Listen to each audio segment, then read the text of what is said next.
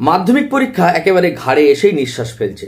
আর কদিন পরেই তোমাদের মাধ্যমিক পরীক্ষা। তোমরা সকলে অলরেডি খুব ভালোভাবে প্রিপারেশন আরম্ভ করে দিয়েছো, সকলেই তোমরা ভীষণ হার্ড ওয়ার্ক করছো। তবে তোমরা এটুকু জেনে রাখো, শুধু হার্ড ওয়ার্ক করলে কিন্তু ভালো রেজাল্ট হয় না, সঙ্গে স্মার্ট ওয়ার্কের প্রয়োজন আছে। তোমরা প্রশ্ন করতে পারো যে স্যার স্মার্ট ওয়ার্কটা কি? স্মার্ট ওয়ার্কটা বলতে টেস্ট পেপার সলভ। তোমাদের যে এবিটিএ টেস্ট পেপার আছে, ডাব্লিউবিটিএ, ডাব্লিউবিএইচএ এবং স্কুল থেকে যে সরকারি টেস্ট পেপার দেওয়া হয়েছে, সেই সমস্ত টেস্ট পেপারের পেজগুলোকে সুন্দরভাবে সলভ করা কিন্তু ভীষণ বুদ্ধিমানের কাজ হবে। আর সঙ্গে স্মার্ট ওয়ার্কটা হবে কি, যে এই চারটে টেস্ট পেপার ভালো মতন স্ক্যান করে দেখবে যে কোন প্রশ্নটি একাধিক টেস্ট পেপারের একাধিক পেজে রয়েছে এবং 2017 সাল থেকে 2024 সাল পর্যন্ত মাধ্যমিকের যে প্রশ্নপত্রগুলো হয়েছে, সেই প্রশ্নপত্রের রিদম, কোন ছন্দে প্রশ্নগুলো এসছে, এগুলো যদি একটু মেনটেন করে 2025-এর প্রিপারেশন নাও, তাহলে নিঃসন্দেহে তুমি খুব ভালো রেজাল্ট করবে। আর এটাই হচ্ছে অ্যাকচুয়ালি স্মার্ট ওয়ার্ক। যারা মাধ্যমিকে খুব ভালো পারফর্ম করে তারা কিন্তু শুধু হার্ড ওয়ার্ক করে না, সঙ্গে কিন্তু স্মার্ট ওয়ার্ক করে। তাই তোমাদেরকে বলবো স্মার্ট ওয়ার্ক করতে। আর আমি আজকের এই ভিডিওতে এই চারটে টেস্ট পেপার খুব সুন্দরভাবে স্ক্যান করে এবং 2017 থেকে 2024 পর্যন্ত যে প্রশ্নপত্রের রিদম, সেই রিদম বা ছন্দ মেনটেন করে বাংলার জন্য মোস্ট ইম্পর্টেন্ট কতকগুলো প্রশ্ন নিয়ে হাজির হয়েছে। আমি নিশ্চিত রূপে বলতে পারি যে এই প্রশ্নগুলো যদি আপাদমস্তক প্র্যাকটিস করো, তোমরা নির্দ্বিধায় কমন পাবে। আমি বেশি কথা বাড়াবো না, চলে যাব ভিডিওর মূল অংশে। যাওয়ার আগে বলি, যারা এই চ্যানেলে নতুন, এই ধরনের স্মার্ট ভিডিও পাওয়ার জন্য অবশ্যই করে চ্যানেলটিকে সাবস্ক্রাইব করে রাখো, আর বন্ধুদের সঙ্গে শেয়ার করতে কিন্তু একেবারেই ভুলবে না। তো চলো যাওয়া যাক ভিডিওর মূল অংশে।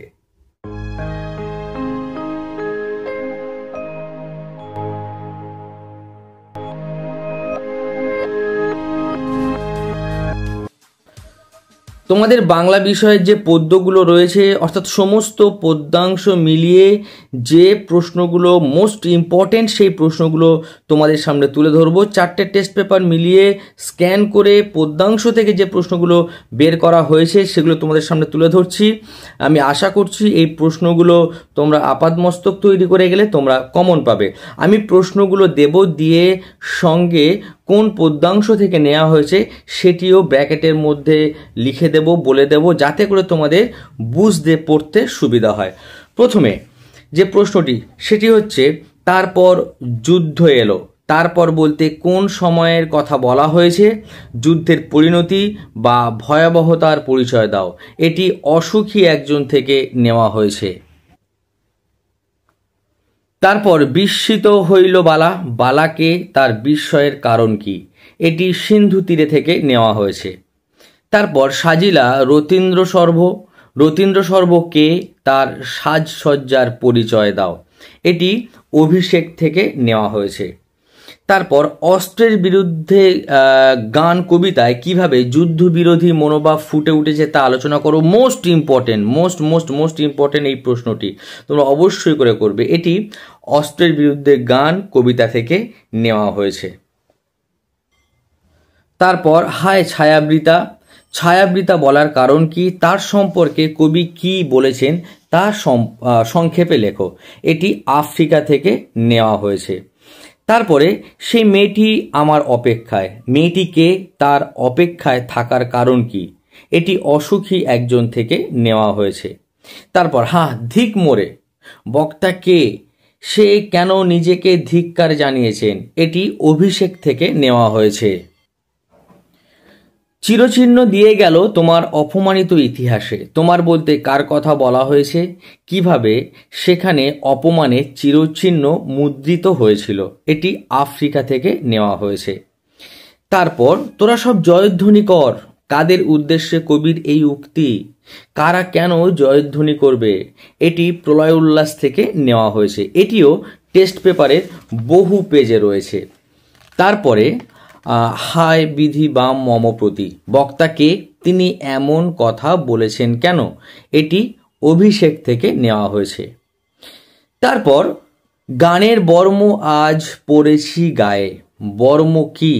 কবি কিভাবে গানের বর্ম গায়ে পড়েছেন? এটি অস্ত্রের বিরুদ্ধে গান কবিতা থেকে নেওয়া হয়েছে। তারপরে এসো যুগান্তরের কবি। যুগান্তরের কবি কে, কোন পরিস্থিতিতে তাকে এই আহ্বান করা হয়েছে, এটি আফ্রিকা থেকে নেওয়া হয়েছে। কবিতা থেকে এই মাত্র কয়েকটা প্রশ্ন যদি তোমরা খুব ভালোভাবে দেখে যাও, আমি বলছি তোমরা কমন পাবে। তা বলে এই নয় যে শুধু এইগুলোই করবে, তোমরা তোমাদের স্কুল থেকে এবং তোমাদের গৃহশিক্ষকরা যে সমস্ত প্রশ্নগুলো দিয়েছেন সেগুলো কিন্তু তোমরা অবশ্যই করে প্র্যাকটিস করবে, সেগুলো কিন্তু অবশ্যই করে দেখে যাবে। আমি 4টে টেস্ট পেপার থেকে একাধিক বার যে প্রশ্নটা এসছে সেটা তোমাদের সামনে তুলে ধরেছি। আশা করা যায় এগুলো পড়লে তোমরা কমন পাবে। একেবারে শেষ মুহূর্তে অনেকেই আছো যারা সারা বছর ঠিকঠাকভাবে হয়তো পড়োনি, পরীক্ষার আগের মুহূর্তে একটু অধ্যাবসায় করো বা মনোযোগ সহকারে পড়াশোনা করো, তাদের জন্য কিন্তু এই প্রশ্নগুলো মোস্ট ইম্পর্টেন্ট, এগুলো তোমাদেরকে করতেই হবে। আমি শুধু আবারও বলছি যে আমি শুধু যে 4টে টেস্ট পেপার স্ক্যান করেছি তা নয়, 2017 থেকে 24 সাল পর্যন্ত প্রশ্নের রিদমও কিন্তু দেখেছি, সেই ছন্দ মেনটেন করে ক্যালকুলেট করেই এই প্রশ্নগুলো তুলে ধরা হয়েছে। যাই হোক, পরবর্তী ভিডিওতে আমি গদ্যাংশ মোস্ট ইম্পর্টেন্ট প্রশ্নগুলো দেব, তাই অবশ্যই করে এই চ্যানেলের সঙ্গে থেকেও। আমি তোমাদের সকলের মঙ্গল কামনা করি, তোমাদের সকলের পরীক্ষা ভালো হোক সেই কামনা করি। যাই হোক, থ্যাংক ইউ, খুব ভালো থেকো, খুব সুস্থ থেকো।